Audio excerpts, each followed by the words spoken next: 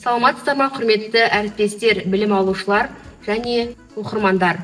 20 сәуір ұлттық кітап күніне орай Қазалы аграрлы техникалық колледжінің ұжымы, білім алушылар, кітап оқитын ұлт жобасының аясында кітап оқитын колледж акциясына өз үлестерін қосуда.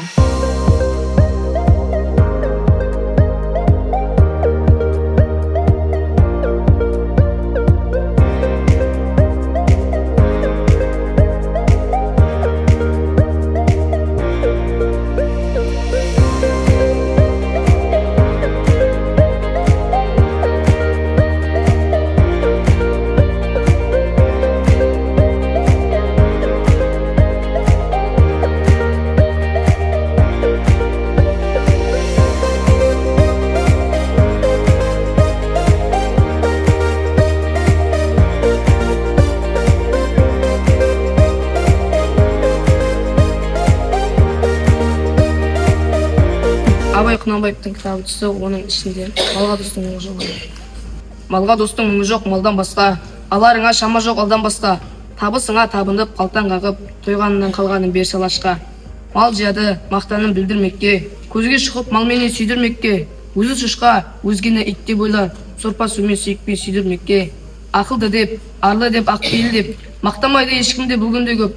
Осы күнде мал қайда боқ ішінде, алтын алсаң береді боғынан жеп. Осыны оқып ойлай болсаң зерек, еңбекті сат, арды сатып неге керек? Үш-ақ нәрсе адамның қасиеті, ыстық қайрат, нұрлы ақыл, жол жүрек. Маған Жамбыл Забаевтың кітабы түсті. Жамбыл Забаевтың кітабынан балама хат өлеңін оқып берейін. Хатыңды ботам оқыдым, халіңді білдім сапардан, қуанып саған отырмын, гвардец атанған. Сұраншы саурық секілді, болыпсың балам қаһарман, айтармай жаудан бетіңді, қаптаған қолға қастарған. Жазыпты сәлем достарың, сөздері семсер секілді, құрыштан құрап қақталған, қыруар елден тоғысып, жігіттер еді аттанған. Менің қолыма Мұқағали Мақатаев кітабы түсті. Сіздерге бір жұмақ өлеңнен оқып берейін.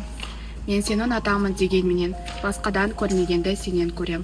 Өз обалың өзіңе өзіңнен көр, бір күні ғайып болсам егер ертемен. Дегеніңнің бәрінде жасап жүріп, көрсетпеймін зәреуде аса оқылып. Сенің ғана арқаңа бас алдырып, бұға берем не деген жасандылық. Мен сені ұнатамын, бірақ, меріміңді қайтейін жылап сұрап, ұнатамын дегенім жасандылық, саған деген жүрегім құрақ. Мен сені ұнатамын дегенменен, сен биікте жүрсің деп төмен деген.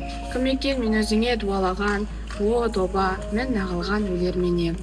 Яғни 20 сәуір ұлттық кітапхана және кітапханашының атына осы мерекеде баршамыз бүгін кітап оқу акциясына қатысып отырмыз.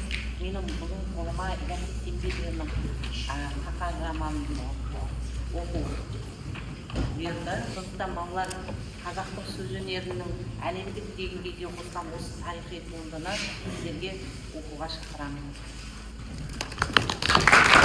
Менің оқығаным Сәуле Досжанның Балашақтан болашаққа деген кітабы. Енді барлығыңызға осы кітапты алып толық мәтінін оқып шығуға кеңес беремін.